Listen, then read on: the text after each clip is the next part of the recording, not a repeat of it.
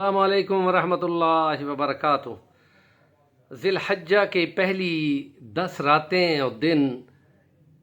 12ویں مہینے اسلامی کیلنڈر کے بہت فضیلت والے ہیں، اور اس میں خدا پاک کے نزدیک جو عمل بھی کیا جاتا ہے باقی سال کے تمام دنوں سے زیادہ فضیلت والا اور زیادہ اجر والا ہوتا ہے، اور اس لیے اس میں جو دن رات آتے ہیں اس کی خدا نے قسم اٹھائی ہے۔ جو عبادت بھی کی جائے، مثلا روزہ رکھا جائے تو سال کے برابر، اور رات کو عبادت کی جائے، نفل پڑھے جائیں، تلاوت کی جائے، تسبیح کی جائے، تو اس کا درجہ گویا کہ لیلۃ القدر کے برابر ہوتا ہے، جو کہ 83-84 سال کا بنتا ہے۔ تو یہ 9-10 راتیں جو ہیں اس کی کمال فضیلت ہے، اور اس میں 9 ذی الحجہ ہے اور حج کا دن ہے، اور اس کا روزہ 2 سال کے برابر حضور پاک نے فرمایا ہے۔ اور یہ کہ قربانی 10ویں دن ہوتی ہے، اس قربانی کی یہ فضیلت ہے کہ یہ گویا کہ اپنے بیٹے کو ذبح کرنے کے فدیہ میں دمبا ذبح کیا جاتا ہے،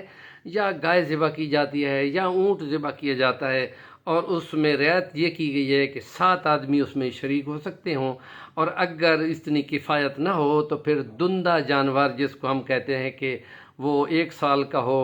دمبا، 6 ماہ کا ہو، یا 1 سال کا بکرا ہو، اس کی رعایت کی گئی ہے، اور اس لیے کہا گیا ہے کہ یہ کمال درجے کی قربانی ہے، اور اس کا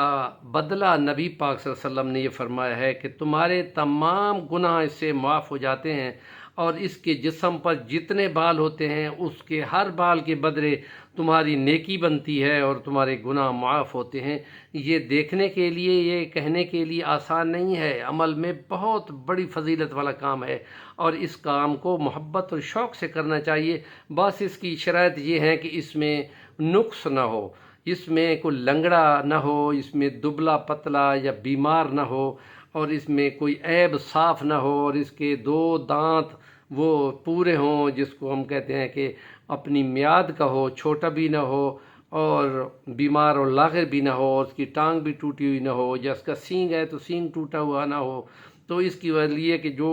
بندے اپنے لیے عیب والی چیز کو پسند نہیں کرتے، تو وہ خدا کے لیے قربانی کرتے ہوئے کیوں عیب والی چیز پسند کریں؟ اس لیے ان کو کہا گیا ہے کہ عمدہ جانور قربانی کے لیے پیش کرو، اور پھر اس کا بدلہ خدا کے یہاں ثواب کا ہے کہ جو ہی تم ذبح کرتے ہو اس کا خون گرتا ہے۔ اس لیے کہ لن ینال اللہ لحومہا ولا دماؤہا ولکن ینالہ التقوی منکم، وہ جو دل کا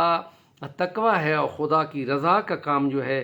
وہ خدا کو پہنچتا ہے۔ اس کو نہ ان کو خون کی ضرورت ہے، نہ اس کو گوشت کی ضرورت ہے، کسی ایسے کھانے کی ضرورت نہیں ہوتی، تو دل کا تقوی خدا پہچان لیتا ہے۔ اس لیے شو کرنا کہ یہ 10 لاکھ کا مینڈھا یا 10 لاکھ کا بیل لیا ہے، تو یہ اللہ کی رضا کے لیے جو کام کیا جاتا ہے تو اس کی یہ شرط ہے کہ صرف اللہ کی رضا کے لیے ہو۔